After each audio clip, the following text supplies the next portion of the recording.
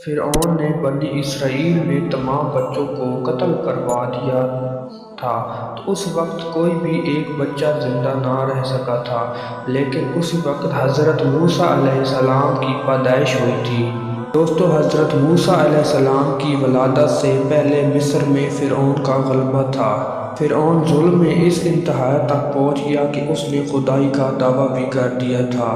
بنی اسرائیل کو اس نے کمزور کر کے اپنا خادم بنا کے رکھا ہوا تھا، اور فرعون بنی اسرائیل کے ساتھ بہت زیادہ ظلم کرتا تھا۔ ان کے ہاں جو بھی بیٹا پیدا ہوتا تھا وہ اس کو قتل کروا دیتا تھا، اور ان کی لڑکیوں کو ان کی خدمت کاری کے لیے زندہ چھوڑ دیتا تھا۔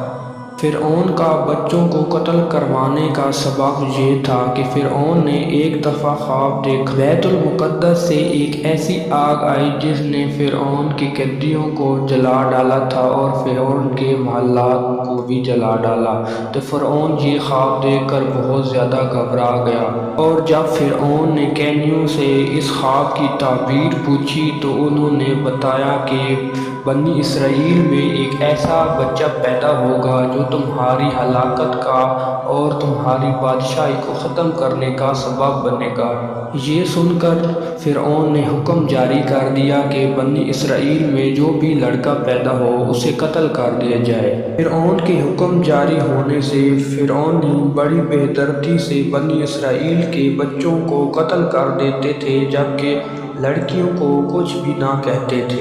یہ سلسلہ بہت عرصے تک جاری رہا، تو بنی اسرائیل میں بوڑھے مرنے لگے، تو سرداروں نے کہا کہ ہمارے سب بوڑھے مرنے لگے ہیں، تو تم تو بچے ہمارے قتل کر دیے جا رہے ہو، تو ہماری خدمت کون کرے گا؟ تو اس پر فرعون نے کہا کہ 1 سال بچوں کو ذبح کر دیا جائے اور 1 سال بچوں کو چھوڑ دیا جائے۔ چنانچہ جو سال چھوڑنے کا تھا اس میں حضرت ہارون علیہ السلام پیدا ہوئے، اور قتل کا جو سال تھا اس میں حضرت موسیٰ علیہ السلام پیدا ہوئے۔ حضرت موسیٰ علیہ السلام کی والدہ محترمہ کا نام یوحنس تھا۔ فرشتے کے ذریعے حکم ہوا کہ حضرت موسیٰ علیہ السلام کو دودھ پلاؤ۔ تمہیں خطرہ محسوس ہو کہ اس فرعون اسے قتل کر دے گا تو بے خوف ہو کر مصر کے دریائے نیل میں اس بچے کو ڈال دینا، اور اس کے ڈوب جانے کا غم محسوس نہ کر، اور اس کی جدائی کا بھی غم نہ کرنا۔ ہم اسے تیری طرف بہت جلد لوٹائیں گے اور اسے رسول بنائیں گے۔ چند روز حضرت موسیٰ علیہ السلام کو دودھ پلاتی رہی، آپ کی بہن کے سوا کسی کو معلوم نہ تھا۔ کچھ عرصے کے بعد حضرت موسیٰ علیہ السلام کی والدہ کو خطرہ محسوس ہوا، تو انہوں نے ایک صندوق بنایا۔ صندوق بنا کر اس میں حضرت موسیٰ علیہ السلام کو ڈالا، اور ڈال کر اس کو دریائے مصر کے نیلے دریا میں بہا دیا۔ دریا سے بہت بڑی نہر نکلتی تھی جو فرعون کے محلات کی طرف جاتی تھی۔ تو فرعون اپنی بیوی یعنی کہ حضرت عیسیٰ علیہ السلام کے ساتھ نہر کے کنارے بیٹھا ہوا تھا۔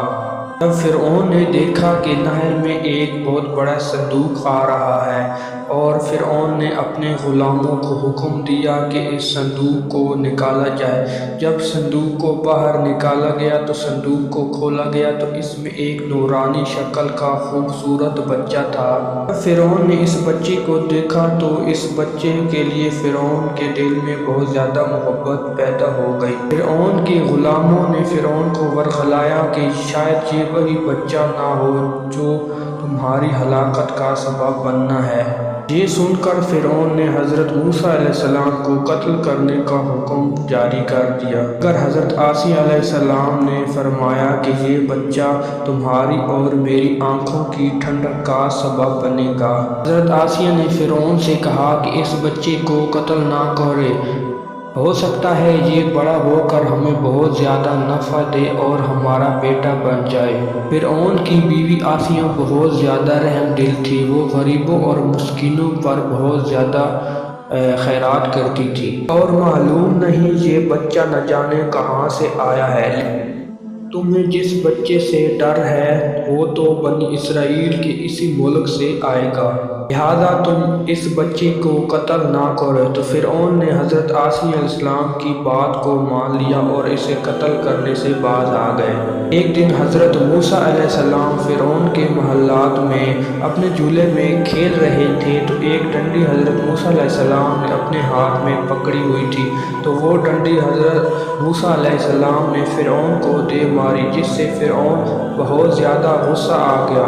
آخرکار فرعون نے حضرت موسیٰ علیہ السلام کو قتل کرنے، شہید کرنے کا حکم جاری کر دیا۔ حضرت عیسیٰ علیہ السلام نے فرعون سے کہا کہ یہ تو چھوٹا بچہ ہے، تم غم نہ کرو، اسے کیا سمجھ ہے۔ اس کے بعد جب حضرت موسیٰ علیہ السلام 30 سال کے ہو گئے تو اللہ تعالیٰ نے اس کو اور زیادہ حکمت عطا کی۔ جوانی میں ہی حضرت موسیٰ علیہ السلام نے حق کا اعلان اور فرعونیوں کی گمراہی کا اعلان کر دیا اور فرعونیوں کی گمراہی کا رد شروع کر دیا۔ حضرت موسیٰ علیہ السلام فرعون کو خدا ماننے سے منع کرتے۔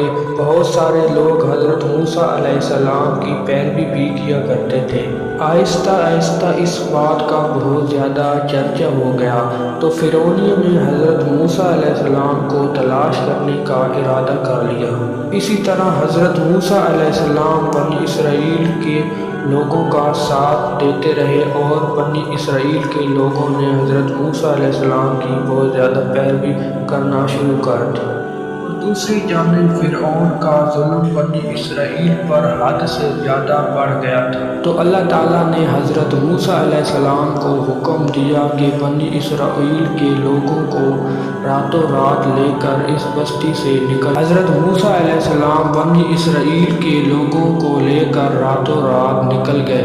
جب یہ خبر فرعونیوں کو معلوم ہوئی تو انہوں نے بنی اسرائیل پر چڑھائی شروع کر دی، اور جب حضرت موسیٰ علیہ السلام دریا کے کنارے پہنچے تو اللہ تعالیٰ نے حکم دیا، اے پیارے نبی، اپنی لاٹھی اس دریا کے پانی پر مارو۔ تو لہٰذا حضرت موسیٰ علیہ السلام نے اپنی لاٹھی جب پانی پر ماری تو 12 راستے بن گئے، جن سے حضرت موسیٰ اور حضرت موسیٰ کی پیروی کرنے والے بنی اسرائیل کے لوگ بڑی آسانی سے اس دریا سے پار ہو گئے۔ اور جب فرعون اور فرعون کا لشکر اسی دریا کے راستے سے گزرنے لگے تو پانی آپس میں مل گیا اور وہ لشکر تباہ و برباد ہو گیا اور وہ پانی میں ڈوب کر غرق ہو گئے۔ دوستو، اگر آپ کو یہ ویڈیو اچھی لگی ہو تو دوسرے لوگوں کے ساتھ ضرور شیئر کر دیجیے گا اور لائک